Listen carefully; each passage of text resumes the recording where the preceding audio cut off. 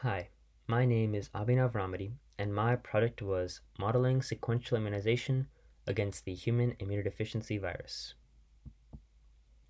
Unfortunately, the HIV/AIDS epidemic continues to maintain a considerable global presence.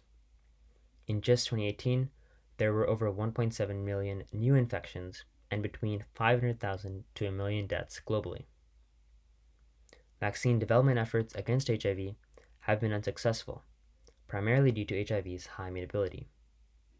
In other words, during replication, the virus is able to change its structure so significantly that most vaccines and immune responses are rendered ineffective.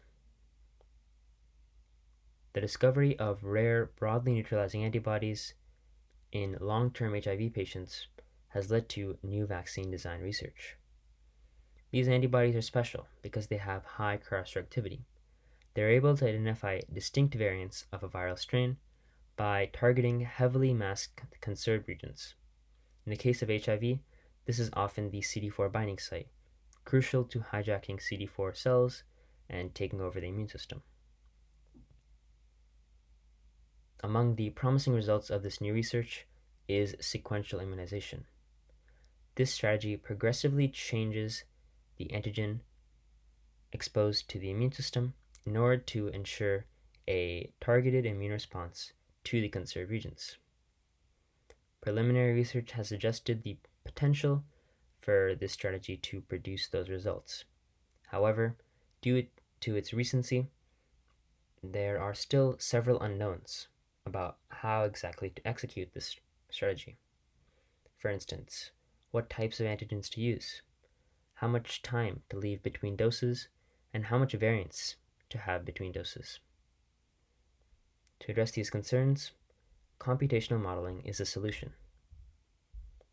Whereas experimental research is often expensive and it's difficult to collect data, computational models are cheap to implement and data collection is incredibly easy.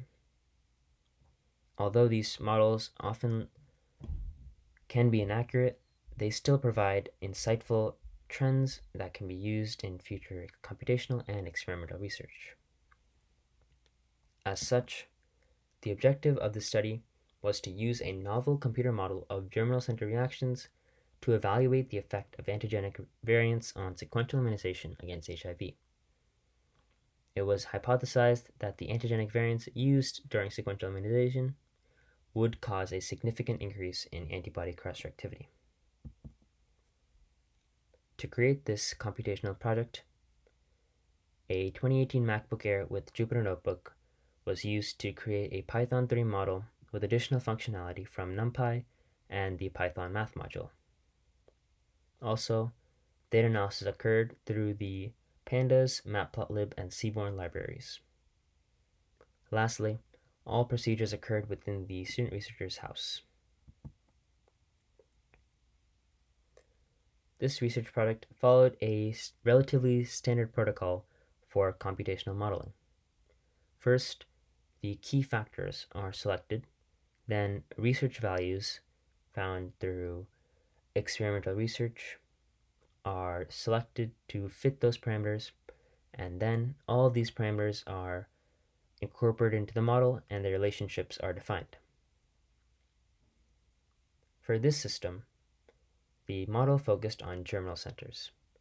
Germinal centers are where B lymphocytes are trained, and B lymphocytes are ultimately the cell that create antibodies. So, in order to identify the cross-reactivity of antibodies, the germinal center is the main system.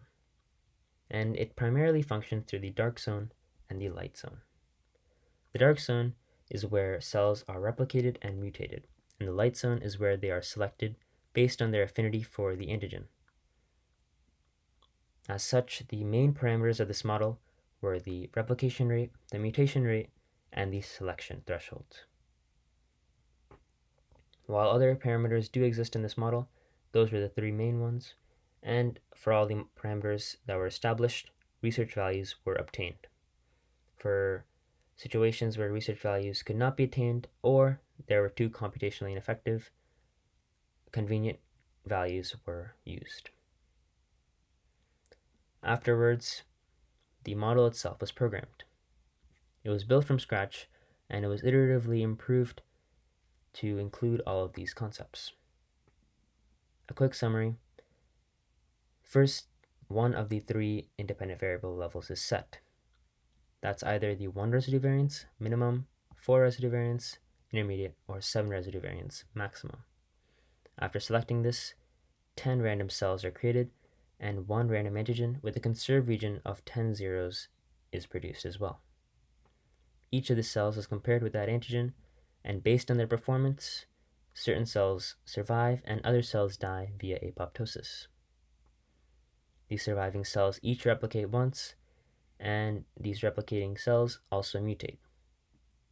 Afterwards, 10% of the B cell population is then released outside the germinal center as a plasma or memory cell. In other words, a cell that produces antibodies. Each cell produces one antibody, and that antibody is compared to the 10 zeros, or the conserved region. Then these conserved region targeting, or the cross-reactivity, is outputted. The entire system is repeated 31 times, and different variances are used based on the current level of independent variable.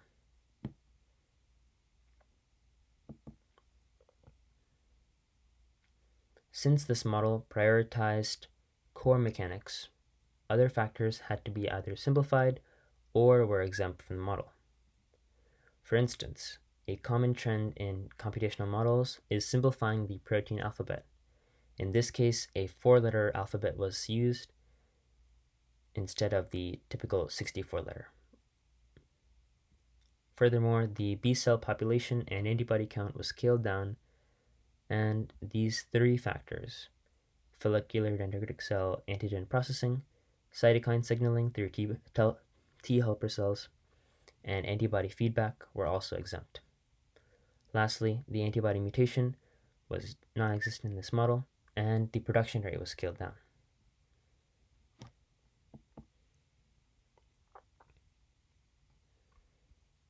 There are two interesting points of this data. For one, the mean of the 1 residue variance is greatly lesser than the 4 and 7 residue variances. This is emphasized by the bar graph and by the medians of the Boxen plot. Secondly, the measures of spread, the standard deviation and the variance, are a lot higher in the 1 residue variance compared to the 4 and 7. You can also see this in the Boxen plot, where the variance is much lower here. Of note is that the line graph here shows how throughout the simulation, the cross-reactivity produced by the 1 residue variance was consistently lower.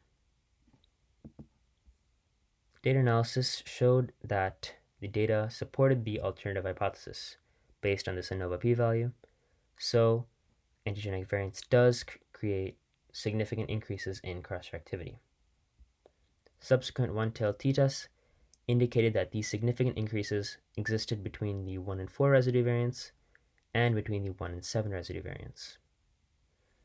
Since we saw earlier that the averages in these two scenarios suggested that the 1 residue variance had a significantly lower average and the 4 and 7 both had similarly high, this suggests that the significant increases in both of these scenarios was skewed away from the 1 residue variance. In other words, in both cases, 1 residue variance produced significantly decreased cross-reactivity. So, to conclude, the alternative hypothesis was supported and the null is rejected. It appears that sequential immunization disfavors 1 residue variance compared to 4 and 7 residue variances. This is emphasized by the t-test results, the averages, and the measures of spread, which indicate inconsistency in producing results. The applications of this research are twofold. For one, future studies can improve their cross-reactivity elicitation by avoiding minimum variance and using larger variances. Secondly, the simulation itself, made completely from scratch, can be adapted to model other factors of sequential immunization, or can be made to be more accurate through the implementation of more factors.